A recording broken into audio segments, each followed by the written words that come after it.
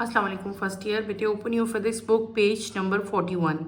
अपने last lecture में हमने elastic collision in one dimension complete कर लिया है। आज हम elastic collision in two dimension जो है वो स्टार्ट करेंगे।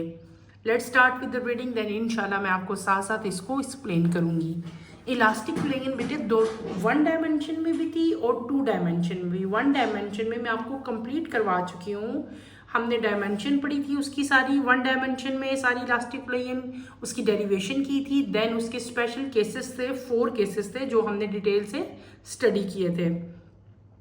अभी भी हम इलास्टिक कोलिजन ही पढ़ेंगे लेकिन टू डायमेंशन में पढ़ेंगे, ठीक है। When two bodies traveling along an axis do not end up traveling along the same initial axis after collision, then it is a case of two-dimensional collision. When the collision is elastic, the system of the bodies conserve both its total linear momentum and total kinetic energy. Consider two bodies colliding elastically at a certain glancing angle, showing that collision is not head-on. Let m1 be the mass of the first body projectile moving with initial velocity v1i, and m2 is the mass of the body second body which is initially at rest v2i is equals to 0. At two bodies collide together, the impulse generated between them sends these bodies off an angle θ1 and θ2 to the x-axis along with the projectile initially traveled. At an elastic collision that is not a head-on collision between two bodies, initially the body with m2 target is at rest. Conservation of momentum. The initial momentum of the projectile before collision is m1 v1i, while initial momentum of the target before collision is 0. The final momentum of the projectile having mass m1 and velocity v1i after collision is m1 v1i. The final momentum of the target having mass 2 and velocity v2f after collision is vm2 v2f. Resolve final momentum of the projectile into components m1 v1 cos θ1 and m1 v1i sin θ1. Similarly, resolve the final momentum of the target into components m2 v2 cos θ2 and m2 v2 sin θ2. Momentum conservation along x-axis and momentum conservation along y-axis. And then it's conservation of energy.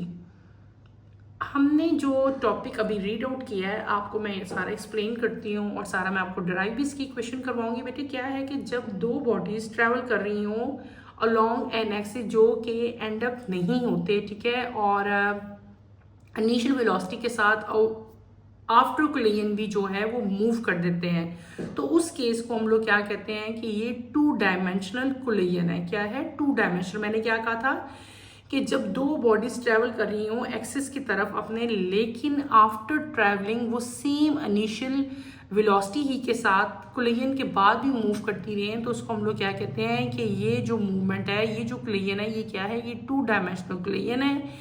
और इस तरह की collision में क्या होता है कि total kinetic energy, total momentum जो है वो क्या होती है? कंजर्व होती है, यानी कि सेम रहती है, सिर्फ और सिर्फ एक फॉर्म से दूसरी फॉर्म में चेंज होगी, लेकिन क्या होगा कि वो रहेगी सेम, ठीक है, मोमेंटम भी और टोटल काइनेटिक एनर्जी भी। आपने कंसीडर करना है बेटे, हम इसको अब सारी इक्वेशन को डराइव करेंगे, साथ साथ मैं आपको एक्सप्लेन करूंगी। आपने कंसीडर करना है कि आपके पास कोई सी दो बॉडीज हैं। क्या कंसीडर करोगे? कि आपके पास कोई सी दो बॉडीज हैं बेटे। Let us consider two bodies, ठीक है, हमने दो बॉडीज कंसीडर करनी है, ठीक है। कौन कौन सी? एक हमारी बॉडी होगी, आप सपोज करो कोई भी दो बॉडीज हैं, ठीक है, जो कि कोलाइड कर रही हैं elastically at a certain glancing angle. किसी भी एंगल पे जाके उन्होंने क्या किया? आपस में कोलाइड किया। कोई भी दो बॉडी आपने सपोज कर लेनी है। एक बॉडी हमारी कौन सी है? हम लेट सपोज हम कहेंगे m1। एक बॉडी हमारे पास क्या है? m1 है, और ये क्या कर रही है? इसकी मूवमेंट हो रही है, ये वेलोसिटी के साथ मूव करेगी ना बेटे ये बॉडी, तो वो वेलोसिटी, जिस वेलोसिटी के साथ ये बॉडी मूव करेगी, उस वेलोसिटी को हम लोग क्या कह देंगे? उसको हम कह देंगे m1 जिस वेलोसिटी के साथ मूव करेगी इसको हम कहेंगे v1i। क्या कहेंगे? v1i। इसी तरह सपोज करो कि हमारे पास एक और बॉडी है जो है m2।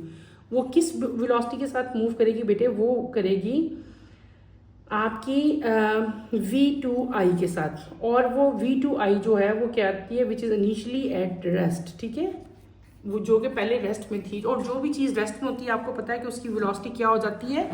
ज़ीरो हो जाती है। क्लियर हो गया? अच्छा, अब ये दोनों बॉडीज क्या कर रही हैं? ये मूव कर रही हैं विद डिफरेंट वेलोसिटीज। ठीक है, v1 एंड v2। ठीक है, डिफरेंट वेलोसिटीज हैं जिनके साथ ये मूव कर रही हैं। अब क्या हुआ कि आफ्टर कवरिंग सम डिस्टेंस दोनों बॉडीज क्या हुई? दोनों बॉडीज ने कोलाइड किया। आफ्टर कोलिजन क्या हुआ कि इम्पल्स जनरेट हुई। क्या चीज़ जनरेट हुई बेटे? इम्पल्स की जनरेट हुई। और दोनों बॉडी जो हैं इनके बेटे इन्होंने एक्स एक्सिस की तरफ मूव किया और दोनों के क्या हुए? एंगल भी। देखो मैं आपको इसको इस तरह एक्सप्लेन करती हूँ। हम लोग क्या पढ़ रहे हैं? हम पढ़ रहे हैं dimension in two dimension. Two dimension में कैसे होगी बेटे? देखो जैसे सपोज करो आप जब भी कोई ग्राफ ड्रॉ करते हैं, हम लोग ग्राफ ऐसे ड्रॉ करते हैं ना, ये आपका ग्राफ है, सिंपल ग्राफ। ठीक है, ये क्या होता है? ये आपका ओरिजिन होता है। ठीक है, ये आपका एक्स एक्सिस है, ये आपका एक्स डैश है, ये क्या है? ये वाई है, नीचे वाई डैश है। ये सिंपल ग्राफ है जैसे हम ड्रॉ करते हैं। अब हमने क्या पढ़ा? मैंने आपको सिंपल बात बताई है कि आपके पास एक बॉडी है जो मूव कर रही थी। ठीक है, कोई भी बॉडी, सपोज ये एक बॉडी है, ये m1 है। ठीक है, ये मूव कर रही थी किस वेलोसिटी के साथ? v1i के साथ। ठीक है, ये मूव कर रही है। यहाँ पे एक और बॉडी प्रेजेंट है विच इज़ नोन एज, इसको हम लोग क्या कह लेते हैं? इसको हम लोग कह लेते हैं, सपोज कर लेते हैं दिस इज m2। ये भी एक वेलोसिटी के साथ जो है वो मूव कर रही है। ठीक है, ये m2 है। अच्छा, अब क्या हुआ कि इनकी कोलिजन हुई। कोलिजन के बाद ये फर्दर आगे मूव करते जाएंगे। ठीक है, अब हम क्या बताएंगे कि इनकी कोलिजन जब ये दोनों मूव कर रहे हैं तो ये क्या हुआ कि दो बॉडीज ने कोलाइड किया। जब इन्होंने कोलाइड किया तो इनके क्या बने बेटे? इनके एंगल बन गए। ठीक है, एक एंगल यहाँ पे बना, एक एंगल यहाँ पे बना। ठीक है, इसको हमने θ2 का नाम दे दिया, इसको हमने θ1 का नाम दिया। यहाँ से ये यूं मूव किया आफ्टर कोलिजन। ठीक है, ये वाली बॉडी, इसकी डायरेक्शन ये होगी इस वाली बॉडी की आफ्टर कोलिजन। तो ये क्या हो गया? v1f। और ये क्या हो गया आफ्टर कोलिजन? ये क्या हो जाएगा? v2f। क्लियर हो गया?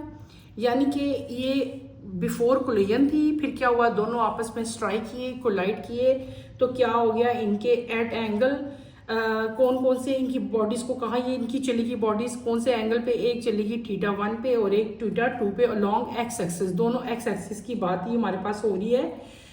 हमें पता है इनिशियली हमारा जो टारगेट था, जो बॉडी थी हमारी, मैस 2 थी बेटे। वो क्या थी? वो एट रेस्ट थी। और जब भी कोई चीज़ रेस्ट पे होती है तो उसकी वेलोसिटी क्या हो जाती है? ज़ीरो हो जाती है। अब इस तमाम डाटा को देखते हुए जो मैंने आपको बताया है बेटे, हम क्या करेंगे? इस पे कंजर्वेशन ऑफ मोमेंटम अप्लाई करेंगे। कंजर्वेशन ऑफ मोमेंटम क्या चीज़ थी? हमने पीछे ला पढ़ा था। इसका मतलब था कि total momentum before collision and after collision क्या रहेगी? सेम रहेगी। ठीक है, इस चीज़ को हमने अब प्रूव करना है। हम क्या करेंगे? Initial momentum of projectile before collision हम लोग करेंगे कि इनिशियल मोमेंटम कितनी है। अभी हम किसकी बात कर रहे हैं? इनिशियल मोमेंटम की। तो मैं यहाँ पे इनिशियल मोमेंटम क्या लिखूंगी? मैं लिखूंगी m1 v1i। यही थी ना इनिशियल मोमेंटम। और while initial momentum of target before collision क्या थी? ज़ीरो थी। ठीक है ना, एक आपका प्रोजेक्टाइल था, एक आपका क्या था? टारगेट था। टारगेट की ये थी और उसकी क्या थी? मोमेंटम बिफोर कोलिजन ज़ीरो थी। ठीक है, अब हम आते हैं फाइनल मोमेंटम की तरफ। Final momentum of the projectile having mass 1, जिसका मैस m1 था बेटे, उसकी फाइनल मोमेंटम आफ्टर कोलिजन क्या हो जाएगी? आप लिखोगे उसकी कोलिजन हो जाएगी आपकी m1 vi। ठीक है, और जो मैस 2 था उसकी क्या हो जाएगी? उसकी हो जाएगी आफ्टर कोलिजन की हम बात कर रहे हैं ना, उसकी हो जाएगी बेटे कितनी? m2 V2F, ठीक है, ये आपने याद रखना है। अब क्या करेंगे, हम इनको इनके रिस्पेक्टिव कंपोनेंट्स में रिजॉल्व कर देंगे। रिस्पेक्टिव कंपोनेंट्स क्या होते हैं बेटे, जब x कंपोनेंट की हम बात करते हैं तो वो क्या होगा, वो आपका cos थीटा होता है। जब हम y की बात करेंगे तो वो क्या होगा, sin थीटा होगा, ठीक है। तो फाइनल मोमेंटम को उनके हमने कंपोनेंट्स में रिजॉल्व करना है। कंपोनेंट्स क्या होते हैं, अगर मैं आपको कंपोनेंट्स बताऊं तो बेटे कंपोनेंट्स को मैं ऐसे ही राइट करेंगे ना, m2v2f cos थीटा, और दूसरा क्या हो जाएगा m2v2f sin थीटा। ये है ना इनके रिस्पेक्टिव कंपोनेंट्स, ठीक है। अब हमने दो चीजें देखनी है, एक हमने देखेंगे अलोंग y एक्सिस और एक हम देखेंगे along x axis. x axis पे cos थीटा है, y पे क्या हो जाएगा आपका sin थीटा हो जाएगा। तो यहाँ पे आप लोग अब क्या लिखोगे, हम लोग कर रहे हैं कंजर्वेशन ऑफ मोमेंटम मेरे बेटे, तो यहाँ पे हम लिखेंगे मोमेंटम बिफोर कोलिजन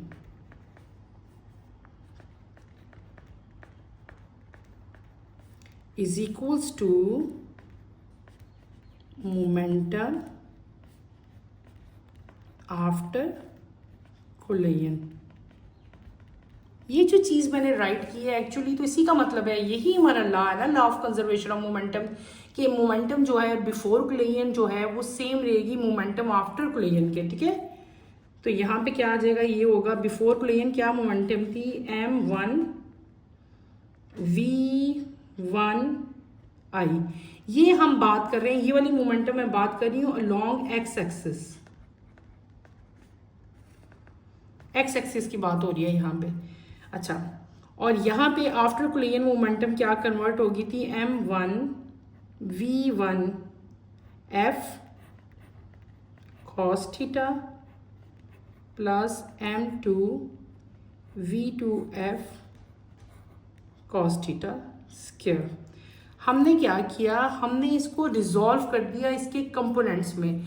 जो को बिफोर कोलिजन m1v1 ही थी ना, लेकिन जब वो स्ट्राइक किया तो उसकी कोलिजन चेंज होगी, तो ये वो क्या होगी कि v1i से v1 यानी कि इनिशियल से फाइनल में कन्वर्ट होगी। तो ये आपकी बिफोर कोलिजन है मोमेंटम, ये क्या है आफ्टर कोलिजन मोमेंटम है। तो इसको हम यूं भी कर सकते हैं ना, ये भी 1 है ये भी 1 है, तो इसको मैं इधर ले आऊंगी तो यहाँ पे आके ये क्या हो जाएगा बेटे, यहाँ पे आके ये माइनस हो जाएगा।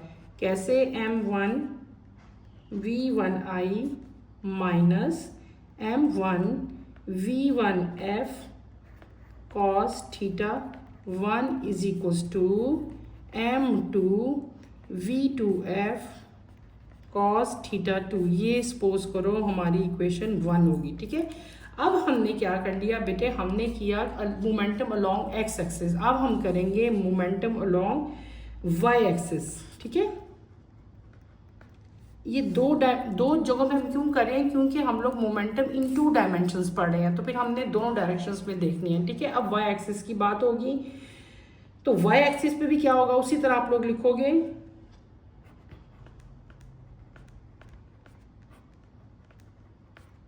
मोमेंटम बिफोर कोलिजन, और यहाँ पे क्या लिख लोगे, मोमेंटम आफ्टर कोलिजन। समझ आ रही है, हम बिल्कुल ऊपर की तरह ही राइट करेंगे, लेकिन वो एक्स एक्सिस में था, ये क्या हो जाएगा, ये वाई एक्सिस में हो जाएगा। अब क्या है कि मोमेंटम बिफोर कोलिजन आपकी क्या थी, 0 थी। क्यों 0 थी, आपको याद होगा कि जो आप यहाँ पे जब हमने स्टार्ट किया था तो मैंने आपको बताया था कि ये बॉडी एट रेस्ट थी। तो जब बॉडी एट रेस्ट होती है तो वेलोसिटी क्या हो जाती है, 0 हो जाती है, ठीक है। तो ये क्या होगी आपकी 0 होगी, और जब मोमेंटम हम आफ्टर कोलिजन करेंगे एट वाई एक्सिस तो क्या आ जाएगी बेटे आपकी m1v1f बिल्कुल वैसी, लेकिन यहाँ पे क्या आ जाएगा, अब आ जाएगा यहाँ पे sine theta 1 plus, sorry minus आएगा यहाँ पे, क्योंकि ये यहाँ पे माइनस है, ये आपने याद रखना है, this is minus m2v2f sine theta, ठीक है। अब क्या करेंगे, ये 0 है, ये यहाँ पे माइनस है, वहाँ पे जाके ये क्या हो जाएगा प्लस, इसको मैं उधर ले आती हूँ, m1v1f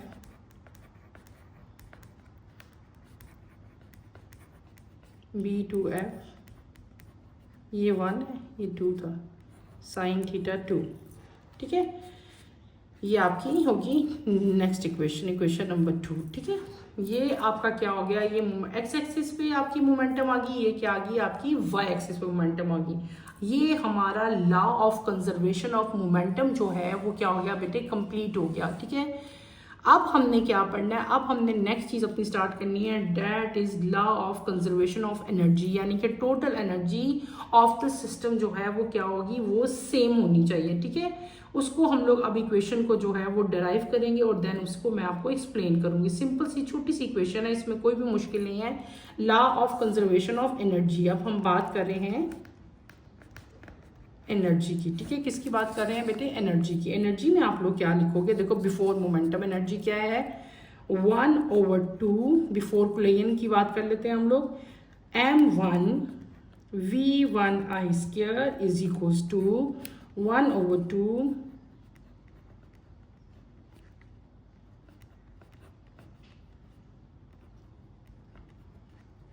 v2f, और यहाँ पे क्या आ जाएगा, काइनेटिक एनर्जी की इक्वेशन आप लोगों को आती है ना, क्या उसकी इक्वेशन है 1/2 mv² है ना, तो वही है बेटे, ये आपकी mv उसकी i और ये क्या आ जाएगा उसका f आ जाएगा यहाँ पे, बस यही डिफरेंस होगा।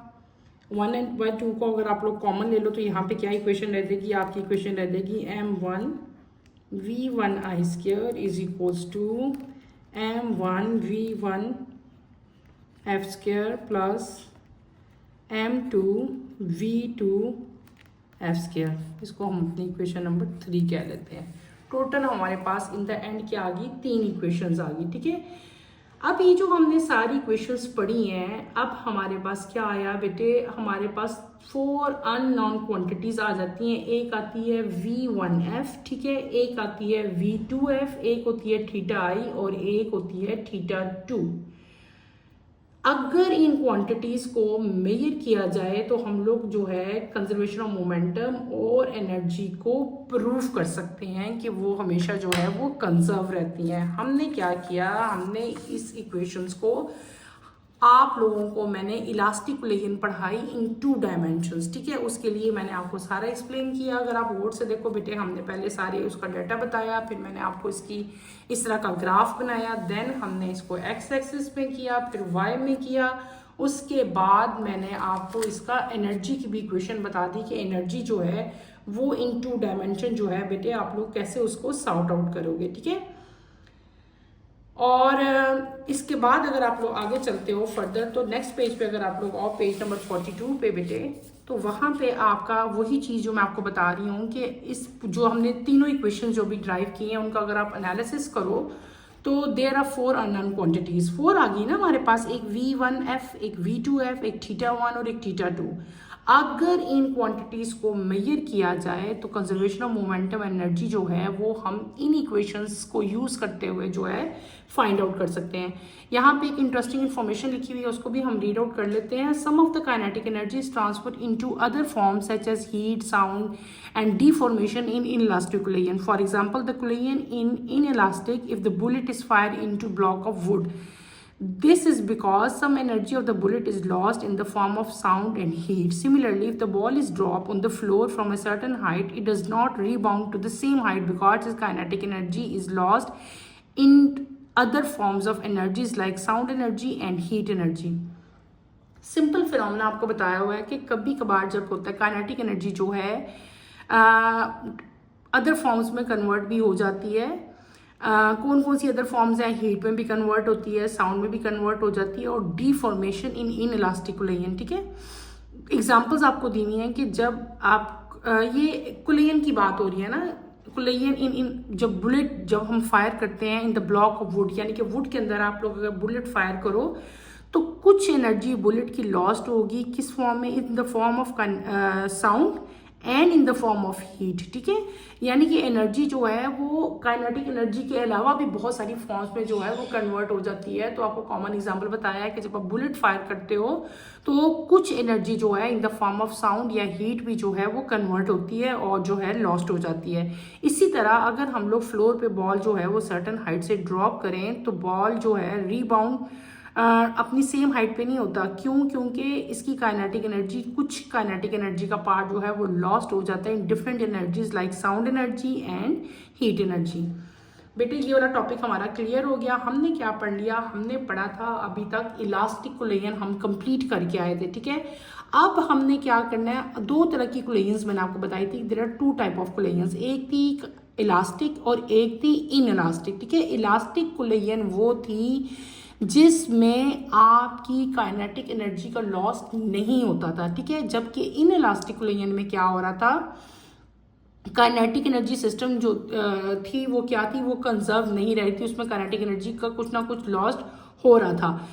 इलास्टिक कोलेजन जो है वो 1 डायमेंशन में और 2 डायमेंशन में मैंने आपको कंप्लीट करवा दी। नेक्स्ट टॉपिक अगर आप देखें 2.10 आपका, तो वो that is in elastic collision in 1 dimension, ठीक है। पहले हमने क्या पढ़ के आए हैं, आपने कंफ्यूज नहीं होना इस चीज में। पहले हमने क्या पढ़ा है बेटे, पहले हमने पढ़ा था इलास्टिक कोलेजन।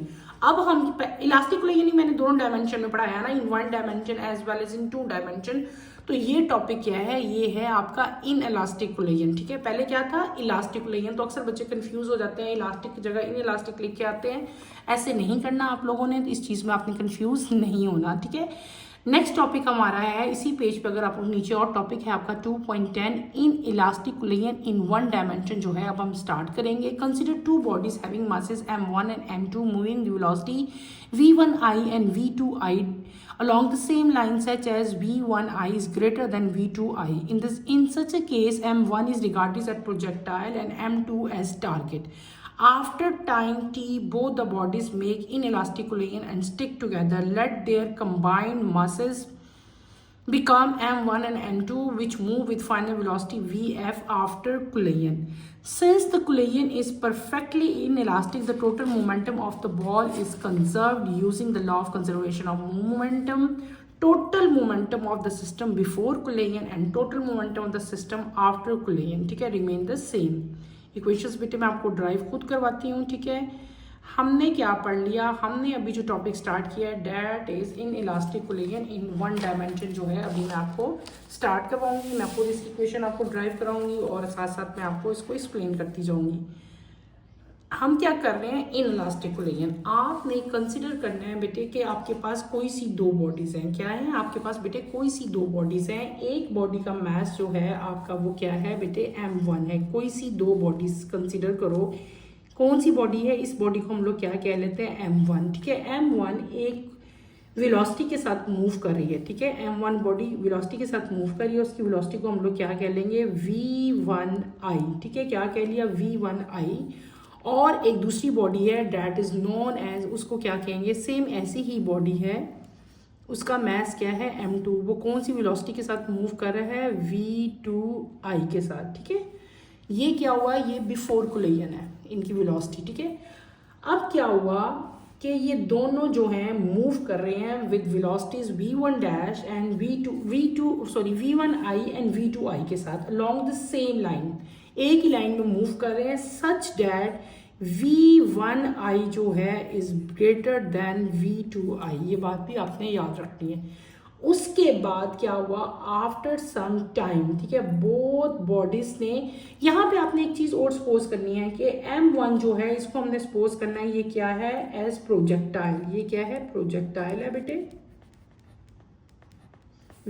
m2 को आप लोगों ने क्या सपोज करना है, m2 को आप सपोज करोगे एज टारगेट, यानी कि वो इसको हिट करेगा, ये टारगेट है। m2 को हम टारगेट सपोज करेंगे, m1 को हम क्या सपोज करेंगे, प्रोजेक्टाइल।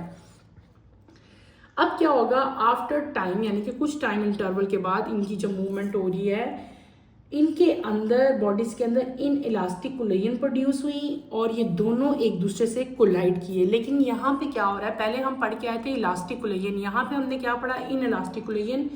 जब ये दोनों एक दूसरे के साथ स्ट्राइक की, इन इलास्टिक कोलेजन प्रोड्यूस हुई और उसके प्रोड्यूस होने से क्या हो गया कि दोनों के मैसेज जो हैं वो क्या हो गए, एक दूसरे के साथ स्टिक करके, एक दूसरे के साथ स्टिक करके मतलब एक दूसरे के साथ जुड़ के।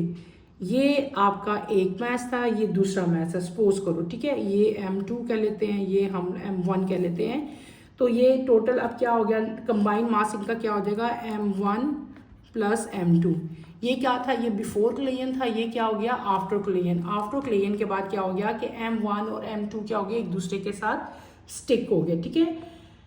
और इनकी कंबाइंड मासेस क्या हो गए, m1 m2 हो गया। और फाइनल वेलोसिटी इनकी जो आफ्टर कोलिजन क्या हो जाएगी बेटे, ये किस अब वेलोसिटी के साथ मूव करेंगे, ये मूव करेंगे vf के साथ आफ्टर कोलिजन, ये बिफोर कोलिजन था। क्लियर हो गया। अब कोलिजन यहाँ पे कौन सी कोलिजन प्रोड्यूस हो रही है, यहाँ पे कोलिजन प्रोड्यूस हो रही है in elastic collision. Total momentum of the ball जो है वो क्या होगी, वो कंजर्व्ड रहेगी। अब हम इस पे अप्लाई करेंगे लॉ ऑफ मोमेंटम। क्या अप्लाई करेंगे बेटे, लॉ ऑफ मोमेंटम पढ़ेंगे। टोटल मोमेंटम, अब आप लोग खुद लिख लो, ठीक है। टोटल मोमेंटम, मैं पूरा नहीं लिख रही, आप खुद लिखोगे before collision is equals to total momentum after collision. यही मतलब है ना इसका, law of conservation of momentum का। हम इसके ऊपर ये अप्लाई करेंगे। बिफोर कोलिजन क्या था, m1v1i प्लस m2 v2i, ऐसे ही था। और आफ्टर कोलिजन क्या हो गया कि इनका मैसेस जो है इनके कंबाइन हो गए थे और इनकी वेलोसिटी क्या हो गई थी, vf हो गई थी। ऐसे ही हुआ था। अब इसको हम यहाँ पे vf की वैल्यू कैसे अगर लिखनी हो तो हम क्या कर लेंगे, vf को हम इधर ले आते हैं बाहर, तो हमारी इक्वेशन क्या हो जाएगी, m1 v1i प्लस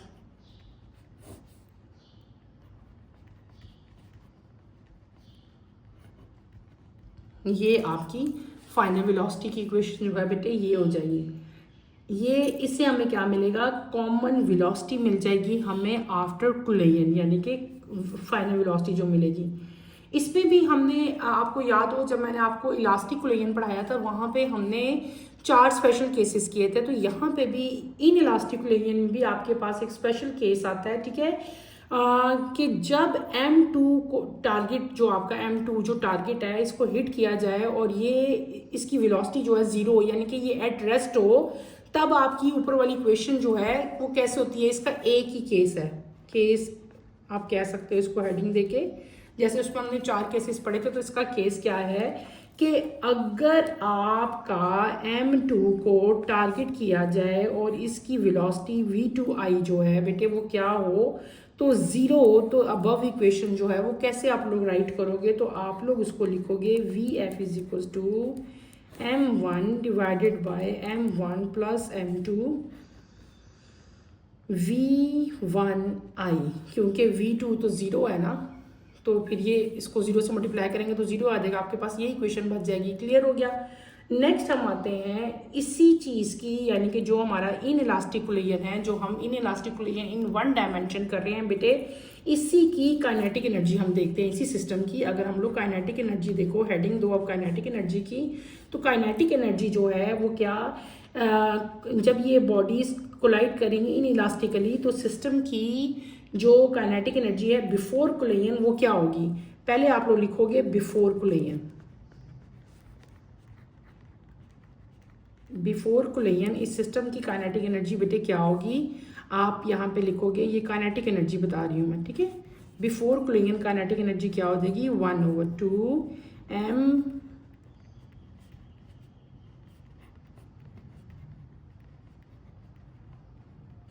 ठीक है। अब हम क्या करेंगे, काइनेटिक एनर्जी आफ्टर कोलिजन अगर हम कर लेते हैं, ठीक है। पहले हमने क्या किया, बिफोर कोलिजन किया, अब हमने क्या किया, अब हम करेंगे आफ्टर कोलिजन।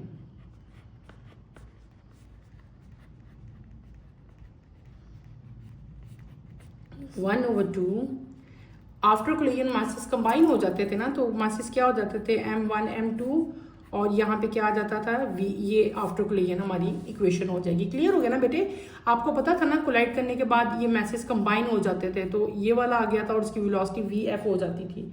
अच्छा, अब आपको पता है कि इन इलास्टिक कोलिजन में कुछ फ्रैक्शन काइनेटिक एनर्जी की लॉस्ट हो जाती है। क्या हो जाती है, लॉस्ट हो जाती है, काइनेटिक एनर्जी कंजर्व नहीं रहती इन इलास्टिक में, कुछ पोर्शन काइनेटिक एनर्जी का लॉस्ट हो जाता है। तो इसके लिए हम टोटल इक्वेशन क्या लिखेंगे, kinetic energy initial minus kinetic energy final divided by kinetic energy i. ये इक्वेशन है किसके लिए? फ्रैक्शन ऑफ काइनेटिक एनर्जी जो लॉस्ट होती है उसके लिए। अब आपने क्या करना है, आपने इनकी वैल्यूज पुट करनी है, ठीक है। Kinetic energy, initial kinetic energy, final kinetic energy और इनिशियल काइनेटिक एनर्जी। ये है इनिशियल काइनेटिक एनर्जी, ये है फाइनल। ये वैल्यूज पुट करोगे आप लोग, आपकी वैल्यूज क्या आएंगी? 1/2 m1 v1 स्क्वायर, बेटे वही लिख रही हूँ ऊपर वाली, plus 1/2 m2 v2 square, bracket close करो, माइनस यहाँ पे क्या लिखना है? काइनेटिक एनर्जी फाइनल 1/2, ये वाली लिखेंगे नीचे वाली, m1 plus m2 divided by vf square. अब नीचे क्या है? Divided by kinetic energy initial, दोबारा यही वैल्यू पुट करूँगी मैं, 1/2 m1 v1 square plus 1/2। Clear? अच्छा, अब क्या करनी है, इसमें हमने Vf की वैल्यू पुट करनी है। क्या करेंगे? Vf की वैल्यू पुट करेंगे। Vf की वैल्यू अगर आप लोगों को याद हो तो मैंने अभी आपको ड्राइव करके दिखाई है। यहाँ पे अगर आप देखो, ये देखो बेटे, ये Vf की वैल्यू हमने फाइंड आउट कर ली हुई थी। यहाँ पे जब हमने स्पेशल केस पढ़ा था तो हमने Vf की वैल्यू निकाली थी। अब यही वैल्यू Vf की हम यहाँ पे पुट करेंगे, ठीक है। तो जब मैं Vf की वैल्यू यहाँ पे पुट करूँगी इक्वेशन में, तो अब आपकी इक्वेशन क्या बन जाएगी, हम वो सपोज करेंगे। यहाँ पे हमने क्या कर लेना है, अब देखो, अब आपकी क्या हो जाएगी इक्वेशन बेटे, इसी इक्वेशन को आप राइट करोगे, 1/2 v1 square m2 minus 1/2 m1 plus m2। यहाँ पे मैंने आपको क्या किया, आपने Vf की वैल्यू पुट करनी है। Vf की वैल्यू किधर है? ये है। हम यहाँ पे क्या कर लेंगे, Vf की वैल्यू पुट करेंगे, m1 प्लस m2 स्क्वायर है ना, तो मैं स्क्वायर करूँगी v1 का स्क्वायर। बेटे ये स्क्वायर नहीं था, लेकिन यहाँ पे क्या लिखा हुआ था, यहाँ पे स्क्वायर लिखा था ना, इसलिए मैंने इस इक्वेशन को स्क्वायर किया। Is that clear? नीचे आप इसका डिवाइड का साइन लगाओ और यहाँ पे अब आपने ये वाली इक्वेशन सिंपल उतार लेनी है। आपकी इक्वेशन क्या है? 1/2 m1 v1 स्क्वायर प्लस